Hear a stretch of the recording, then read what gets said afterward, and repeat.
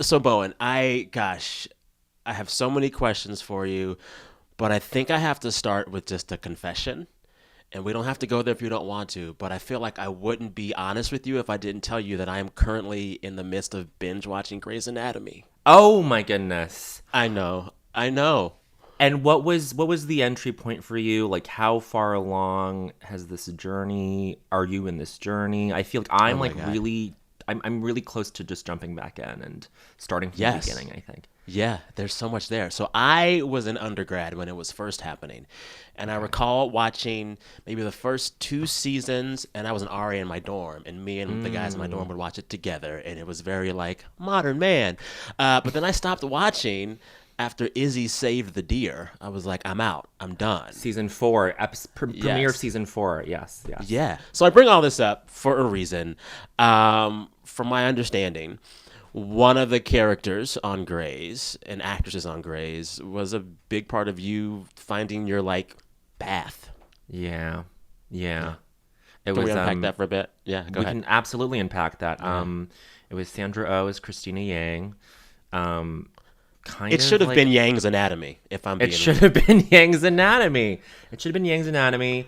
She was someone who, I mean, I didn't identify with someone on TV that strongly, and probably still haven't. I mean, like, I was admiring her, like, ambition that was paired with, like, an unapologetic sort of stance on that ambition. Like, Mm-hmm. she was never, like, quiet. She was never like submissive or passive in her desire to succeed.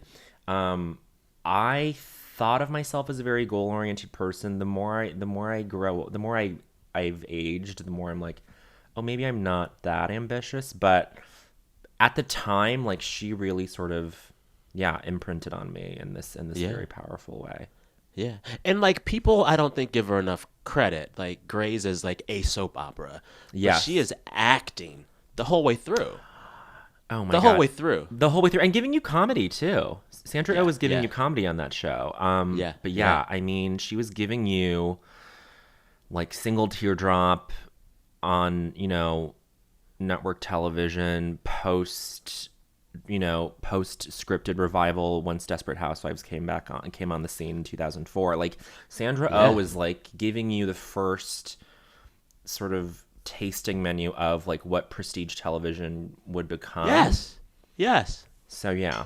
Yeah. Well, it's like I'll see like Laura Dern having her moment now, and I'm like, I think Sandra Oh wrote that blueprint. I think she Oh did. my God! And now we've said it. Yes, Wow. it's out there. It's out loud. I will say the scene when she ends up not getting married to Burke and Yeah. she has to tear the wedding dress off and they're Mm-hmm, playing mm-hmm. Ingrid Michaelson and she's Yes. like, help me. And then she's just, oh my God. Oh my So God. good. So So good. incredible. And Shonda Rhimes, I think that season was very. I mean, I was obsessed with the show. I would read. They would write blog posts every week. Huh. The writers would write blog posts every week, and Shonda Rhimes made sure that the premiere of season 3 was a woman in a dress mourning something, which was Izzy, and then the finale was another woman in a dress, Christina, just sort of mourning the loss of her, Yeah. her love. So, yeah, Shonda's what mind. Shonda's Shonda's mind. mind. Yes, Yeah, yes. Anyways, um, we could do this all day, but we could. to Bowen. Uh, let's talk about the now and where you are in Mm-hmm. SNL. Y'all are getting ready for a new season, and I'm Yeah. so curious about how y'all pull this off in the midst of a pandemic. How much can you tell us about how it's going to work? I'm curious too. I mean, I'm like, it's all gonna be like a Schrodinger's cat situation, even for me, where it's like we won't know if, um, you know, the cat's alive or dead until we open the box. But no, I think it'll be great. I think it'll be great, and that's not like a morbid analogy. I'm just saying like I don't know It what is it's what it gonna is. be. Yeah. It's gonna be what it's gonna be. But we're doing these 5 shows. Um, we're I feel some confidence with the way that the show and the network are making sure everybody's safe, everybody is taking every precautionary Are y'all thing doing a pod? Is everyone like coming into like an SNL bubble, like the I mean sports teams are? I don't plan on like going to like parties and stuff until like, Christmas. So I'm just like, yeah, I'm going straight to work. I'm heading straight home. I'll go So to the y'all can't park. go in though. What do you mean? Oh yeah, yeah, we can go in. Okay, Yeah, yeah, okay. yeah. Because the last episodes of the last season, everyone was at home, but y'all are going Everyone is at into. home. Okay. Yes. And it was nice because they're testing everybody pretty frequently, and just as a way to build some certainty Yeah. around everybody. So it was just it's been nice to just sort of go in, just like, and sort of gradually like reintroduce yourself to people. Be like, hi, it's been so long, and then like You're like, everyone just don't does. hug me yet. Well, everyone's just doing like a this, like a, I'm for people who are listening at home, I'm just like doing like an air hug from afar. So everyone's just like on the same page about, you know just how careful we should be, but how it's really comforting and nice work. I mean, we're I think we're all balancing a lot of things, but ultimately it's going to be a nice project that we all kind of Yeah. convalesce towards. Yeah. Yeah. And it's just nice to go somewhere. It's nice to Oh my say, God, I'm going yeah. to this place today and I'm going to be around these people, even if I can't hug them. They're there. Oh yeah. I was dropping off clothes at the dry cleaners yesterday. I was like, I have like a mission based thing to do today. Oh, yeah. So Oh, yeah, yeah. yeah. I'm task And all oriented. the. It's nice to be task oriented right now. Yeah. Well, and it's like, speaking of dry cleaning, like all those small interactions, they mean so much more now. So, like, Oh I'll be yeah. going to get some barbecue out here in Texas, and at the end, I'll be like, thank you so much. I'm really going to enjoy this food. It means so much to me. Like, every little thing gets bigger. That's nice though. I don't mind Yeah. it. Yeah. Yeah. I I don't hope mind we it at keep all. that up. Yeah. I Yeah. think yeah, I hope so too. Yeah. So, I want to talk about how much do you think of the comedy that y'all will be doing this season has to totally just speak to the pandemic, or how much of it can feel like previous seasons? I think probably a lot of your audience wants SNL to help all of us feel more normal right now, but I Mm-hmm. also know that part of the work of your show is always speaking to the absurdity of the moment. Like, Sure. how are you thinking about the ratio of like COVID stuff and everything else in your I work as the show think starts back up? yeah, yeah. I feel like uh SNL is this kind of fixed refractive prism. Mm. And whatever comes through it is just whatever's is just the absurdity of, you know, what's going on in the world, or what people are saying, or what's not being said. Um, so I feel like there will be obviously times when we're being very literal about what we're addressing, whether it's like, the election or the pandemic. But there will be other things that I'm excited about, which is the way that a lot of great comedy is subtextual. It's about things that aren't said. It's about things that are observed. It's about observations that are being made about society that are taboo. And I feel like that's always been part of the DNA of the show, even in election years. And I feel like that's something that Lorne is sort of kind of quietly mandating from his station to us. So Yeah. I think we all sort of take that seriously, and I think we're all in a place where we're excited to write. I mean, even in April, during like the true depths of the pandemic, and like I was in New York, where it just felt so dark and scary. Yeah. Even then, we were trying to find ways to circumvent the darkness or speak directly to the darkness, and it felt like it felt decent. It felt meaningful in some way, and I feel like Yeah. that if we were able to do that then under these like impossible circumstances, which was everyone's in their own houses, you're being directed over Zoom, you're being there's a gaffer on the Zoom telling you where to put your light, how to wire your stuff from your own like living room. I'm in like this kind of shoeboxy place, like Yeah. if we were able to do that back then and sort of come together, and have our amazing post-production team like put that show on, In Yeah. spite of all of these obstacles, I feel like This would be a it'll walk be in the park. sure, comparatively, it'll just feel nice. It'll just feel a little bit. We'll have more resources, and we'll have recourse in the way that we Yeah. Yeah. do things. Yeah. Yeah. Thinking of those last few episodes at this, in the depths of the craze of the pandemic, everyone doing Zoom from home, hearing you describe that, what was like the most absurd moment for you of like making those episodes? It It sounds so was, nerve yeah. wracking. It is. It is. It's that you would be sent, like I said, like a light panel that is only meant to be used by like professional Yeah. electricians on set, whatever. And so it's that you'd be sent to that. You'd be sent this like giant 8 foot by 8 foot collapsible green screen that fits into this disc that is still like 3 feet by 3 feet. There's no great place to store it. But anyway, the most absurd moment was having to.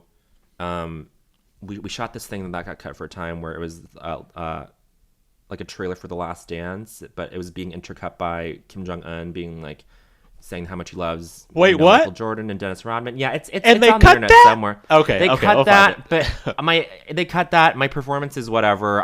But the reason why my performance is like a little addled was because they'd tell you to get in costumes. I was in this like Spirit Halloween level Kim Jong-un costume, and I was like mounting this gigantic green screen that's bigger than my living room in this costume on a Zoom, putting a light panel like 3 feet away, setting a chair, like framing myself, just doing all these technical things and being guided being guided very well by these experts and professionals, but like doing all of that, then having to be off book on these lines, which is another thing that we're not used to because you got the cue cards there and you just read off the cue cards, and it's like, Oh, so you got to have all the lines up here in your head. you got to have the lines all up here in your head.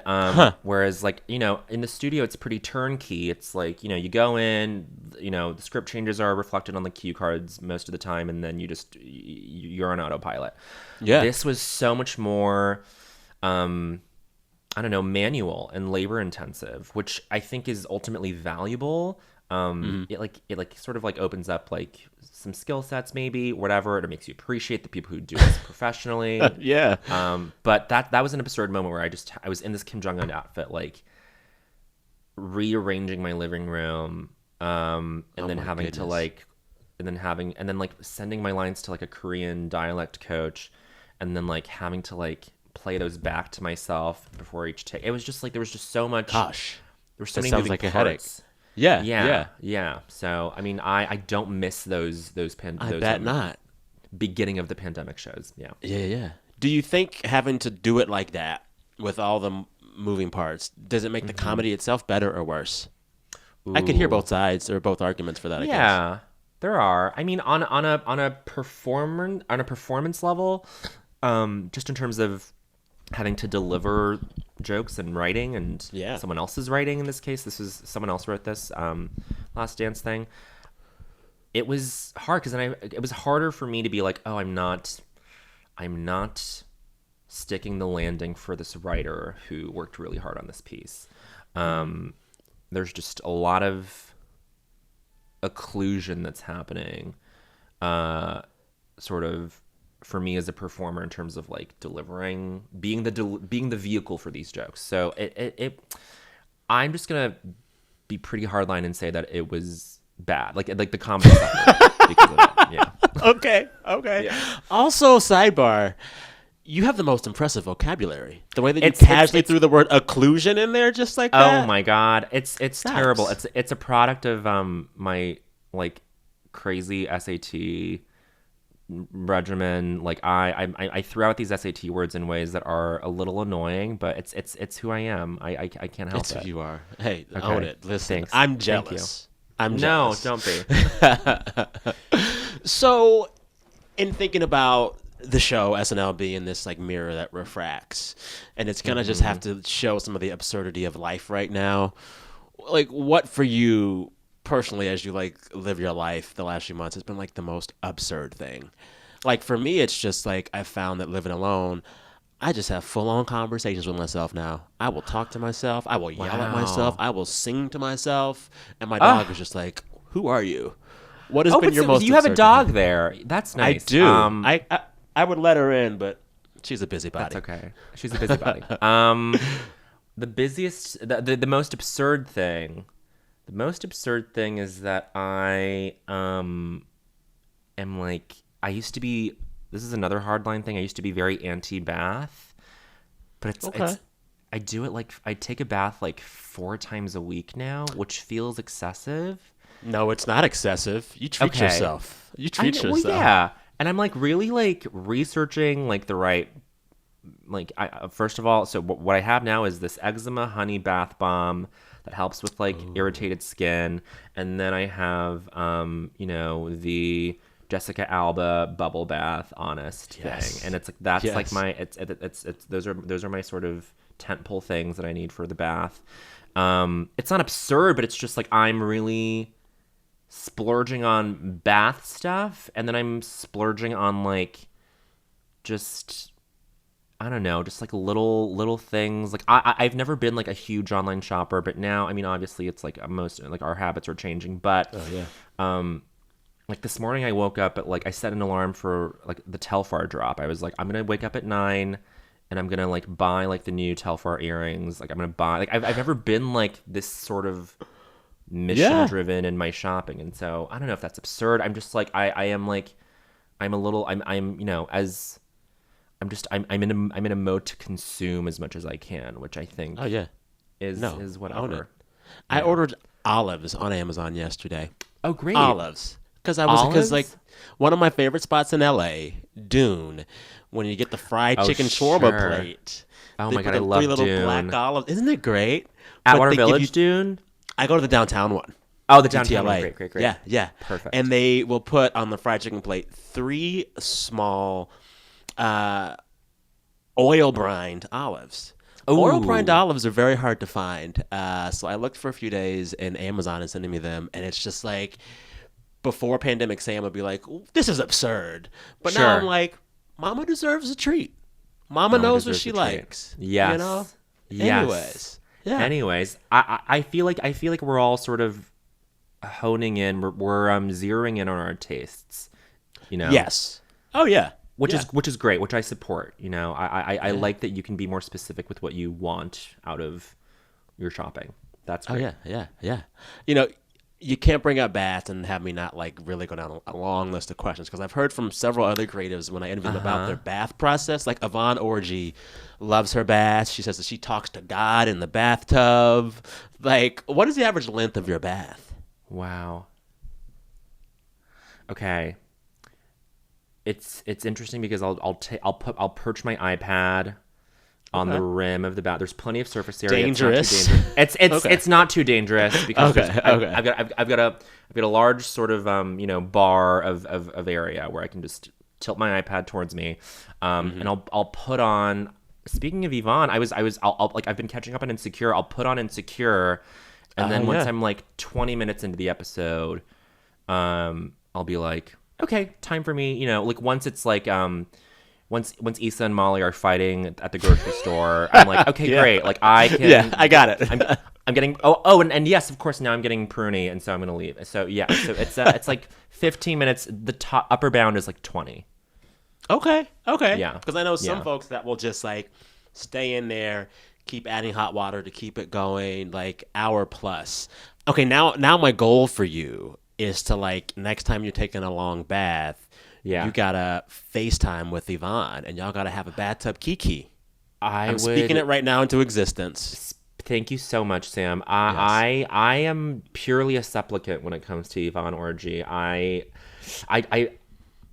it's one of those things where like I don't get too like freaked out or nervous around famous people, but for some reason Yvonne Orgy is just one of those people where I'm like I would be too nervous to meet her. Yeah.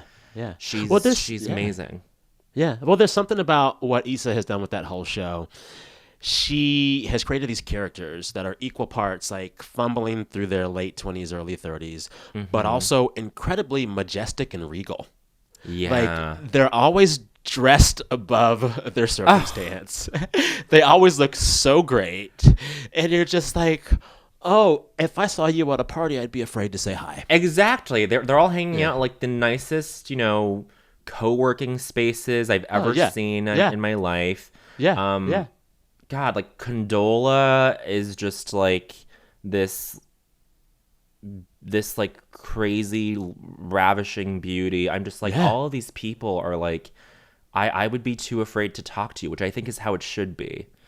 You know? I don't deserve to like I wouldn't deign talk to you. So yeah. I just but Insecure has been really has been the best escape. I watched the Coachella episode again the other Oh night my just to like God. just to Natasha feel Rothwell is on like another level. can we just give props to Natasha? I mean, Right there. Right there. incredible. Right there. And Natasha Yeah. was someone who she went at SNL for a season, and I was when I got the job offer to write, I reached out to her and I was like, I really want, it's we're obviously it's not the same experience, of course, that you are a black woman and I'm a gay Asian man, but what was it like working for you there? And she was like, it was really nice. But like, of course, like, it was really intense, and these are the things that you should sort of be aware of going in. And I was like, great. Like, she sort of she downloaded me on all like the Nice. things that like that people should know. And I'm forever grateful for Natasha as like a performer, an actor, a writer, but also grateful for her as like a person who like Yeah. was She was generous. generous, Yeah. kind enough to like let me know, how to like emotionally prepare for this really intense, demanding Yeah. job. And gosh, I owe a lot to her. I love her. She's great. Hearing you talk about her helping you out when you came on, there has been so much discussed about that show and diversity, and to hear you say Disgust, that. DISCUSSED, not disgust, Oh, DISGUST. disgust. Yes, I'm Yes, sorry. yes. Yes, yes. Good catch. Perfect. Oh my God, that would have been. Yeah, we're not going with that kind of interview. I promise. It's been disgusting. It's been disgusting. I guess what I'm getting at is like there was still a need for you to ask another person of color, what's it going to be like? What should I prepare for? Uh-huh. And so, like, what does that say about where you think the show is in terms of just being a more welcoming environment for people who aren't, Sure. the white guys?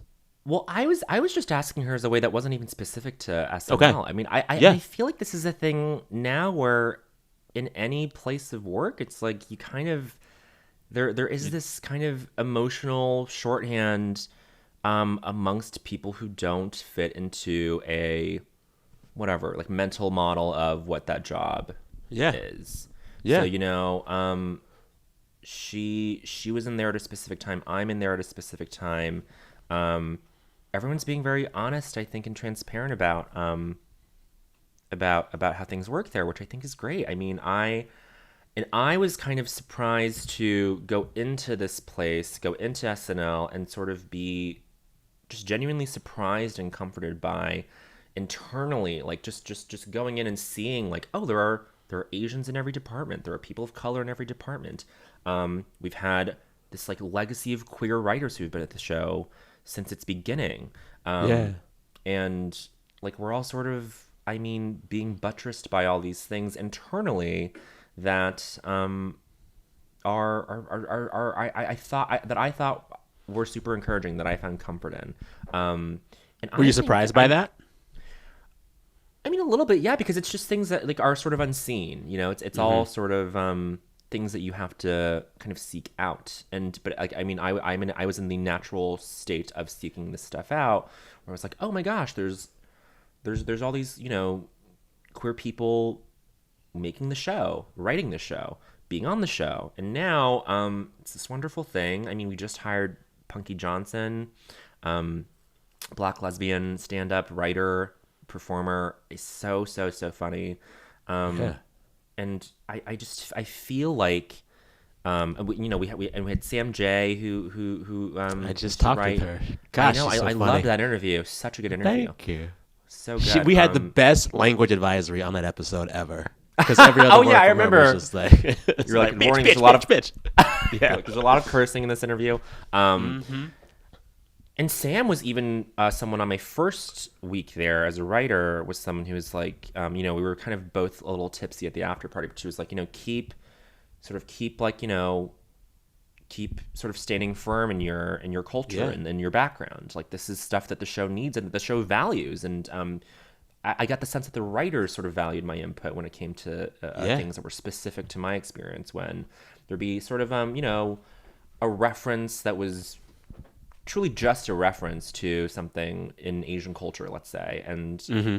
I felt empowered enough in that first season to be like, oh, if it matters to you, in this sketch, in this reference, just in case it's important to you that accuracy is there. Like Yeah. this is the thing. And every single time, you'd have writers or collaborators be like, "Oh my gosh, yes, thank you for saying that." I mean, I think we're all allowing each other space to just catch up to a baseline for everybody. So I think that's Yeah. important. That's Yeah. very important. When I think about catching up to baselines and thinking about, bringing your identity to a place like SNL, I feel like, so much of you moving from writing to being on camera, like so many of those sketches just popped right away seeing you. But I think a lot of straight people, Mm-hmm. glommed on to sketches that leaned into you being Asian, you playing Andrew Yang or Sure. Kim Jong Un. But I was most impressed by, and what I found to be the most subversive, was the gay stuff. Oh, And good. I thought, I mean, like having Emma Stone play an actress who gets cheated on in gay porn, or the Sarah Lee stuff, like Mm-hmm. that for me was something that was harder to pull off and even more valuable when it worked. Oh. I mean, like having a conversation about poppers in a comedic sketch that straight people understand. Come on, that was really smart. And so I don't know. Is it how do you navigate the is there a not a competition, but Mm-hmm. there's a Mm-hmm. duality of identity that you bring to the Sure. show, and how do you think you navigate that, or does one take precedence, and does that change over time? Well, Sorry, I that was a feel really meandering question. no, no, no. I think I got you. It's this thing that I mean, both of those things are sort of these like for anyone watching at home, it feels like they've snuck on in some way, or it feels Hmm. that there's some like novelty aspect to like any time there would be, um, there is like an Asian element to a sketch, or there is a queer element to a sketch, and I feel like what's nice is that I don't know. Like I think I'm sure. I mean, gosh, and I'm still kind of in this place where I'm like, am I sort of limiting my scope with what I'm capable of doing? Um, but I feel like I'm a firm believer in just sort of repetition and build and like Hmm.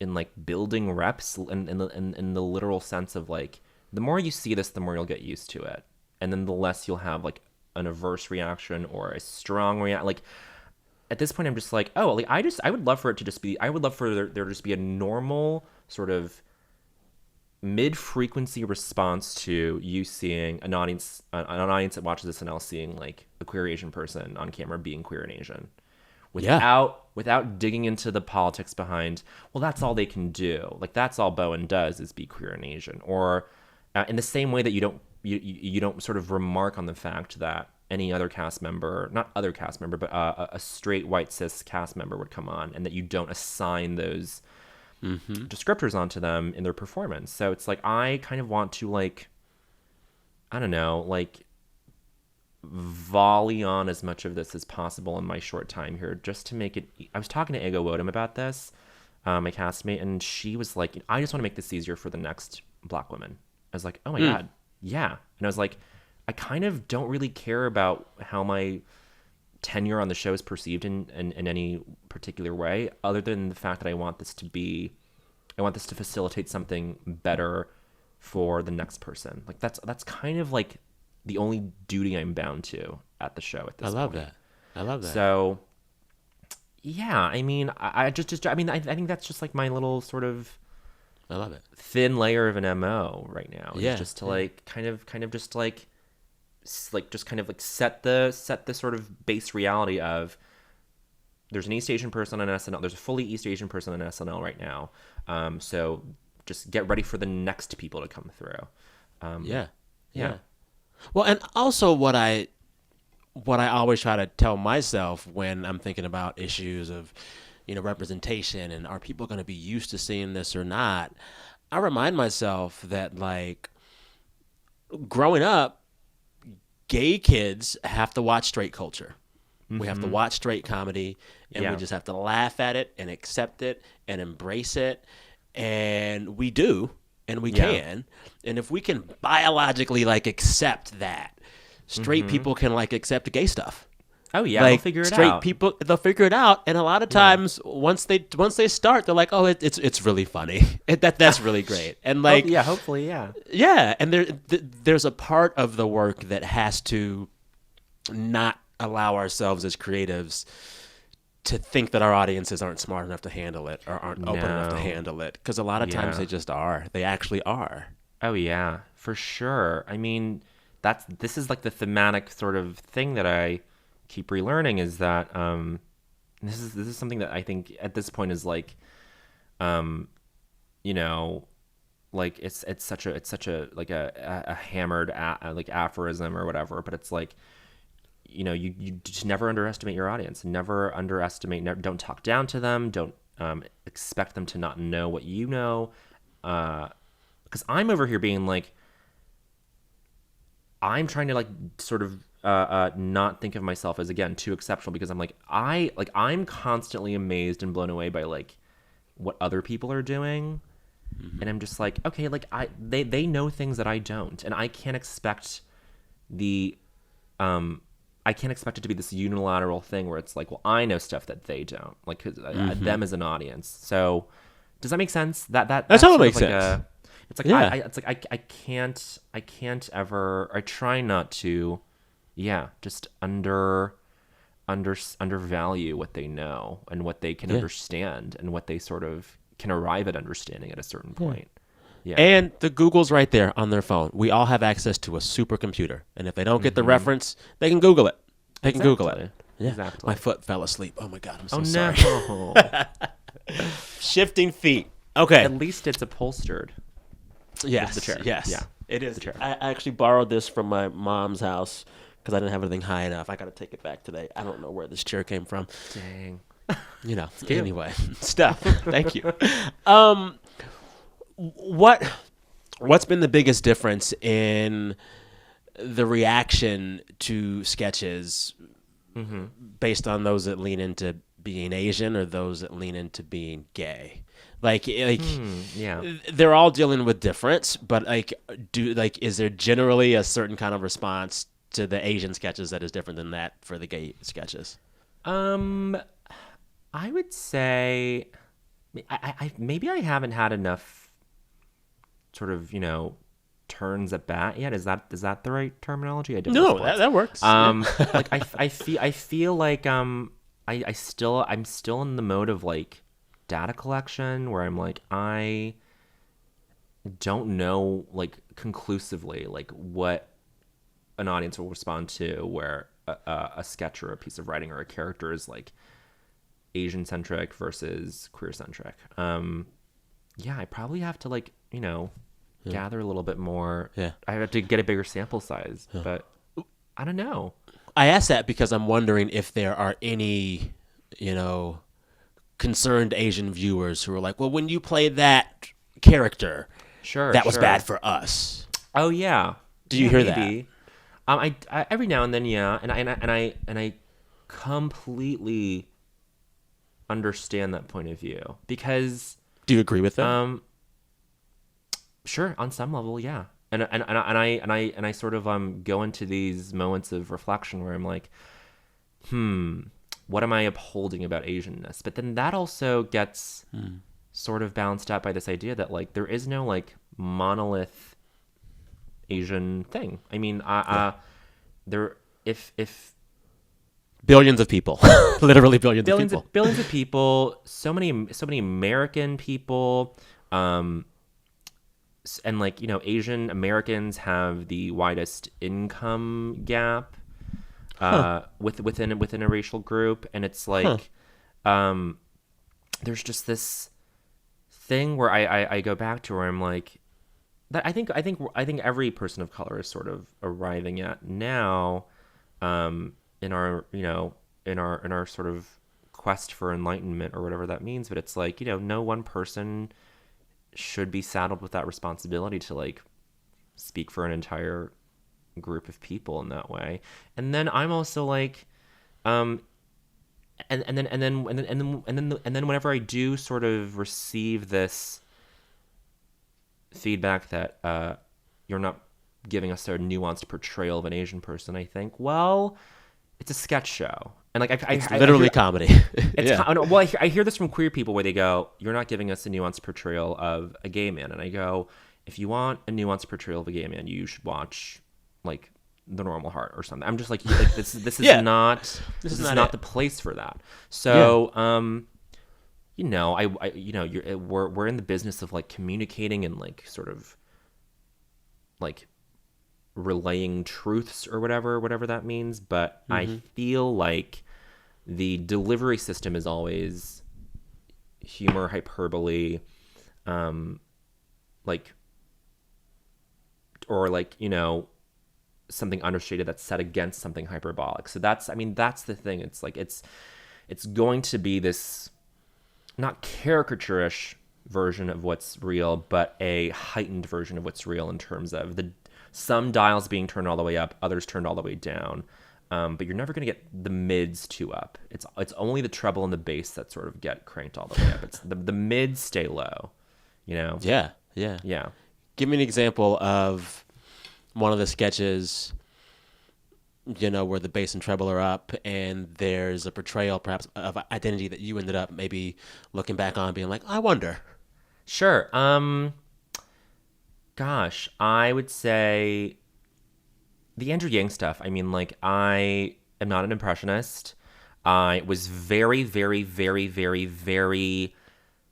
I wanted to be a very good student in that approach, and so I talked to Chloe Feynman, my classmate, castmate, Mm-hmm. who has this down to a science, and she's so helpful, and she's so good at like walking people through this and her Yeah. process. Yeah.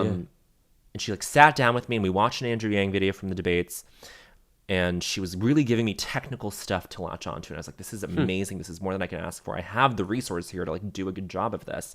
But Yeah. I don't know, like I was sort of still learning, and it's not, and to sort of approach impressions as this very on off, or like this very sort of like quick turnaround thing is a little cheapening, because it's a skill that you develop over years and years, that it's a comedy discipline for people to do impressions. Um, so yeah, I mean, with the Andrew Yang stuff, like I feel like it was a thing where he was not given that much airtime on the debate stage. So that translated to Yeah. me not getting that much airtime in those sketches, and then I was standing next to Larry David and Kate McKinnon and Maya Rudolph and Fred Oh man. Armisen and Jason Sudeikis and like all these like legends, and was going, you know what, like this is a thing where the treble is turned all the way up, where it's like Andrew Yang talking about uh his running mate being like the Tesla car, and then like a Tesla sort of Hummer, and then the bass is turned all the way up, where it's like me kind of not really getting a foothold on this impression where he is this super compelling candidate and political figure, but I was just this like rookie cast member, not an impressionist, but giving it as good of a go as I could. But yeah, anyway, It worked though.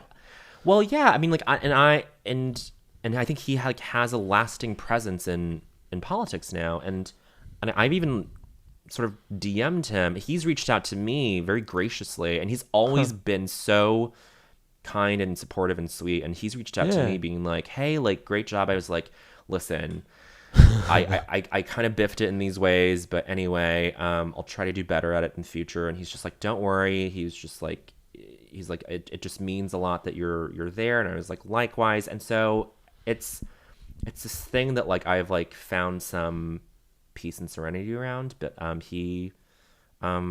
he's just a very interesting person, and I feel like Yeah. I had to meet the occasion of portraying him in a way that was a little nerve-wracking. Yeah. Yeah. I think it worked. I liked it.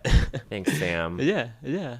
I do think, it's like when you think of scrutiny from other Asians on you doing Asian things on the show, I'm guessing part of the scrutiny from that group, if it comes, is also this like, what I find happens is when there's anything of marginalized status that feels like a first, Yeah. everyone from that group, we unload all of our hopes and our dreams Sure. onto that first, and all of a Yep. sudden that first has to do so much more than just their job.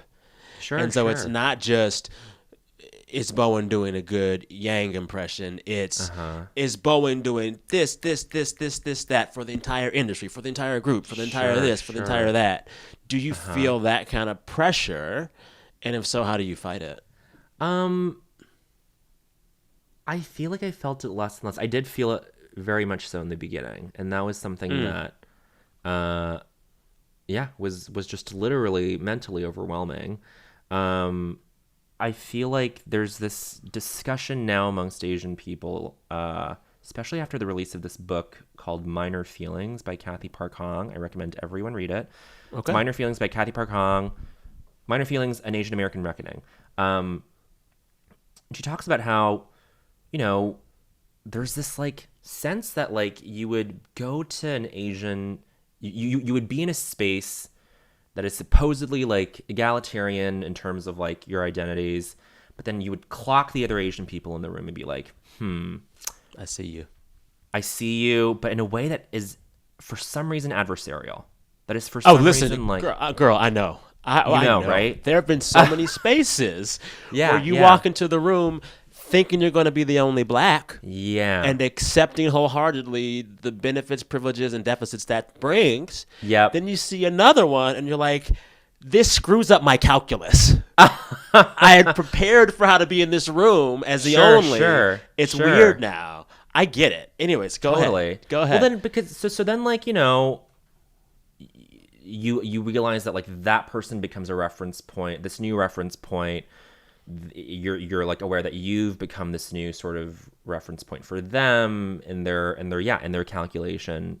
That's a great way to put it. But I feel like like where does that come from? And like there's this and this is just the extreme sort of way to put this. But she talks about how we have been programmed to very easily succumb to racist thought or racial self-hatred, which is to see yourself the way that white people see you, which is to be like, oh my God. Yes. is to be like, Yes. ugh, that Asian person is checking these stereotypical boxes, and isn't that so disappointing? Mm-hmm. But it's like, but wait a minute, you're just kind of framing this in some oppressive frame, it's and so I feel like I'm not saying that I'm like I'm victim to that, or that's like what people are sort of putting on me, because for the most part I do feel very sort of lucky and understood by a lot of people, and I've had conversations with a lot of people that have made me feel very seen and understood. But I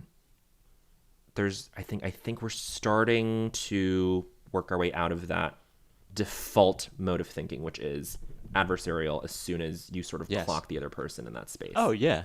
And I know? think part of it comes out of this, like, innate sense of scarcity and scarce resources. Yes. So yes. if I'm in this space that's majority white and I've Mm-hmm. carved out this space for me as the black or the Asian or the gay, Mm-hmm. I better be really careful when another one of those steps up because they might get my slice of the pie. Because it Oh took me so yeah. long to get my slice, and I'll be damned if I lose my slice. And I Yeah. think what has to happen in our careers and in our hearts is this reset. Yeah. Like, it's not just about a pie, Right. it's about the kitchen. It's Yeah. Oh about my God. it is about the farm to table pipeline. There's a Ah. whole universe. And Yeah. it's like, Yeah. how Yeah. do we as creatives of color Mm-hmm. you know say, okay, I see you other Asian, I see you other black, I see you other whatever, come Mm-hmm. on, let's go farm some food together. Let's Oh go yeah. let's go make more food. This is a horribly realized metaphor, analogy, or No, whatever, but you no, see what I'm no. saying. This is an even worse realized metaphor, which is it used to be that you'd see a gay for me, you would see another gay person at a wedding and you'd be like, damn it. But now Uh-huh. I've evolved to a place where I'm like, I see another gay guy at a wedding, I'm like, great. Like there's at least two like moderately skilled Mm-hmm. dancers here at this wedding. Yes, yes, So there you yes, go. Yeah. yes. How can we come together? How can we come Yes, at the together? wedding. At the Uh-huh. wedding. Uh-huh. In the Yeah. kitchen. In the Yeah. kitchen. In the kitchen. Back to these characters on SNL. Um, so like, there's so many characters that I love, but like, I think of the Chin Biao character Mm. and how you see it, how you think other Asian Americans see it, and what you might hope they see, because I feel like it's Mhm. just like this is on top of all of these questions of identity and representation, there's an added layer of just the now when there Yeah. is just hate and racism and discrimination towards all of the people of other status, particularly against Mhm. Asian Americans right now. Sure. Does that factor in what you think about a character like that? And if so, how? Totally factors in. Because the first time I ever did it was pretty true and preserved from this version that I had used to audition for the show, to screen test for the show before I got hired as a Okay. writer. Okay. So, on one of my auditions, it was the summer of 2018, and the trade war had just started. And I was like, great, like I can, play some Chinese government official who's, just obnoxious, and we'll do that. So, the first time I did it on Update was pretty beat for beat, kind of similar to that audition. But then, we brought in Sudie Green, who's a good friend and a writer at SNL, Jasmine Pierce, who had just started that season. And then the times that I would do it again, I did it two more times last season, and both of those times were more ad hoc, like, the trade war's ending. We should get Bowen to do another Chen Biao, which I was happy to do. But it was just, that's when it became like more reactionary, and it became more about threading this needle of, okay, there's this like American Chinese, like American and like Sino-American sort of like diplomatic thing that's really tricky. Mm-hmm. And there is this cultural thing that's really tricky in terms of the xenophobic aspect to COVID, and how do we navigate that? It's hard. And I feel like I have given myself maybe some cop outs in terms of like not addressing it, but it's just this thing where, especially for the at home shows, like I was trying to write something about this like spate of anti-Asian hate crimes that were kind of Mm. popping up throughout the world. And I was like, how do I write around this? And I honestly just couldn't. There was no way to make it funny. There was no way to like Really? bring levity to it, because it was just this thing of like, this is just It's just sad. absolute value, sad. There's no entry point here to make it like Uh. sensitive or too empathic without making it feel so earnest. It was just it was tough. Since So then, has the moment come up where you're able to give a joke to that, or still no? still no. It's Mm. I mean, here in New York, it's like you have like an elderly woman getting like acid dumped on her. It's like there's just such bleak realities to this and contours to this that I'm like, and I'm talking to other Asian American people who are like, this is just so hard to process. Mm-hmm. And it's just, and it's this thing where it's like, you know, it's also just tougher to latch on. There's no target to call on this. As a sort of political unit, I think a lot of Asian Americans are activated, but, you know, thank goodness it's not like state sanctioned violence or, you know, that kind of thing. But it's Although, this, give it time. maybe, who I knows? digress because Sure. Exactly. No, who knows? But it's like this thing where it's like, oh, this is a cultural thing, and that's less tactile. It's less, you can't really like latch on to something and sort of call your target on one particular thing that's going on in the world beyond just like, oh, culturally people think that Asian people are at fault, or, you know, spread this more easily or whatever. So Yeah. I don't know. It's still to It's answer hard. your question. No, Yeah, I get I it. still haven't really found the thing. But with Chen Biao, it's like he's just a character who, just like the thing that's being played up there is he's saying things that you would not expect a Chinese government official to say, and that's it. So, you know, there's a lot of stuff now in terms of the tension between America and China, and with Chen Biao, he's just this guy who, yeah, is irreverent and kind of doesn't Yeah. isn't really bothered by what's happening. So even Yeah. even in the last one we did about COVID, it was about how he was like, yeah, like lockdown's not too bad. It's just like you know, a church lock-in. Like, you know, you get to like, you know, be in sleeping bags with your friends. I mean, he's just very unaffected by Yeah. what's happening. Yeah. I want to talk a little bit about your podcast, if that's cool, just because Yes.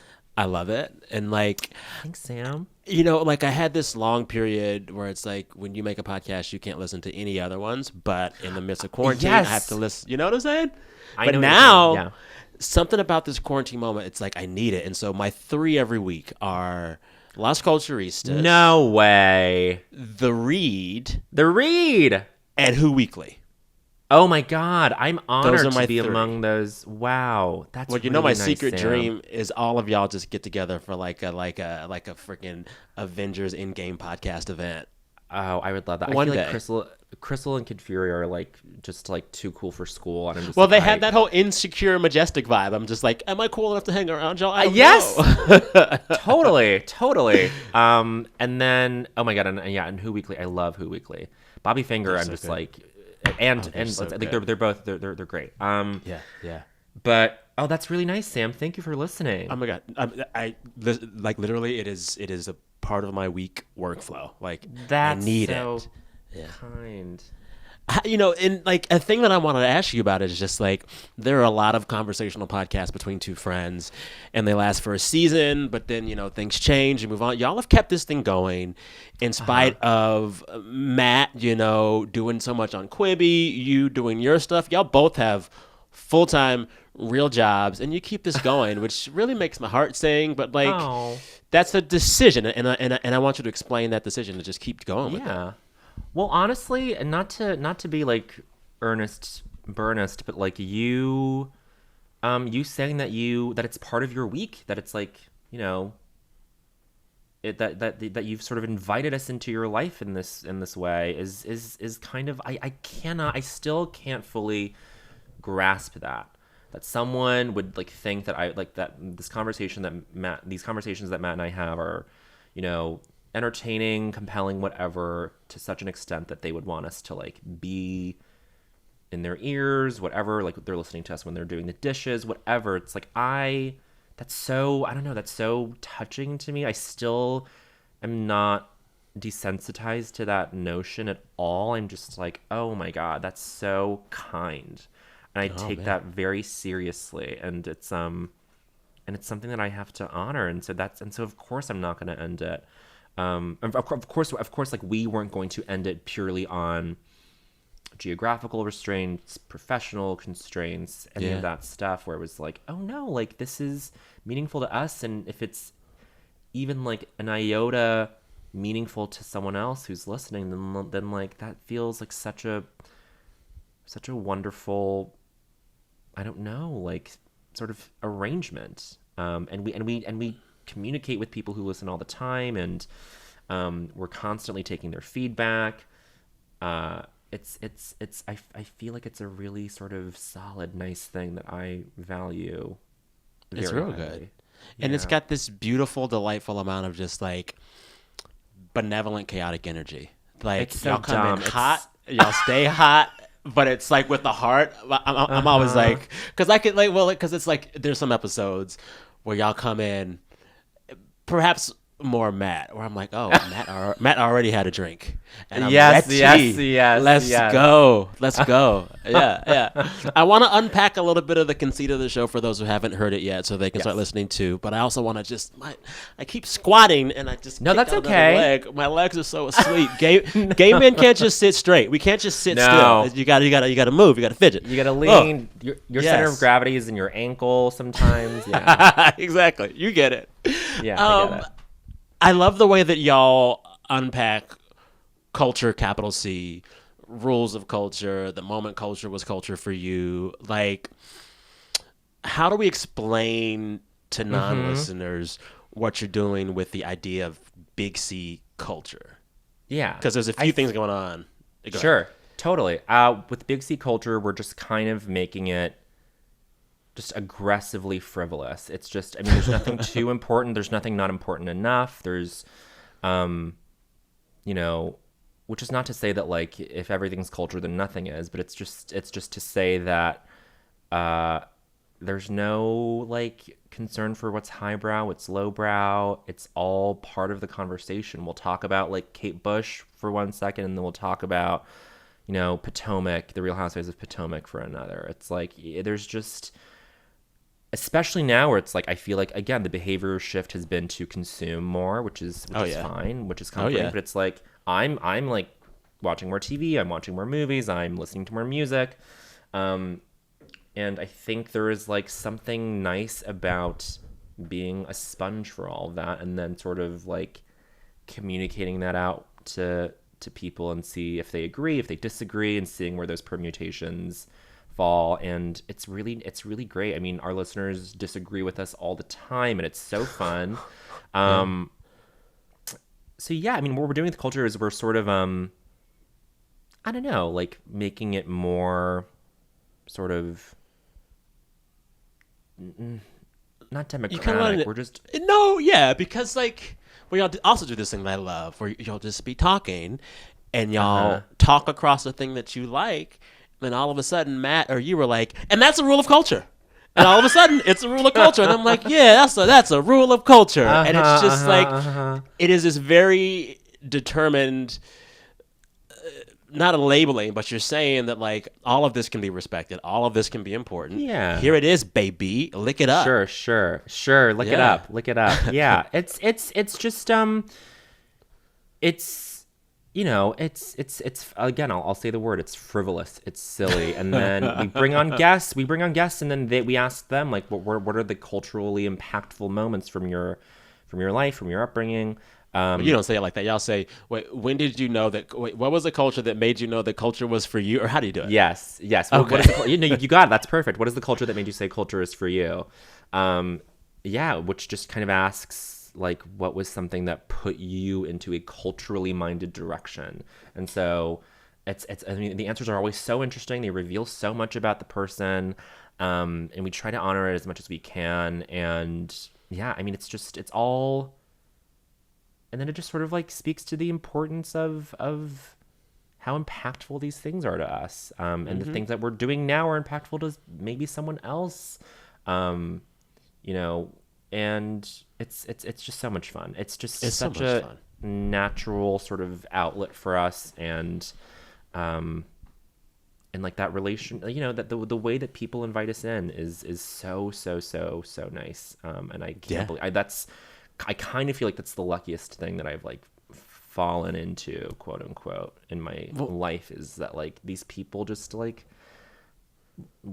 think that what I have to say is like fun. I don't know.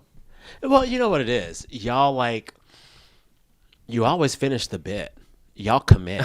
Like I'm thinking back to like the top 200 moments of culture that y'all did. Yeah. When I yeah. began to listen, I was like, they're not going to finish this. They're not going to finish this. 6 hours later. Yeah, and you did. And it took me half of a cross-country road trip to finish those episodes, but I did. And I was like, Wow. they did it. What was the number one? What was the number It was one? Adele Dazeem. Yeah.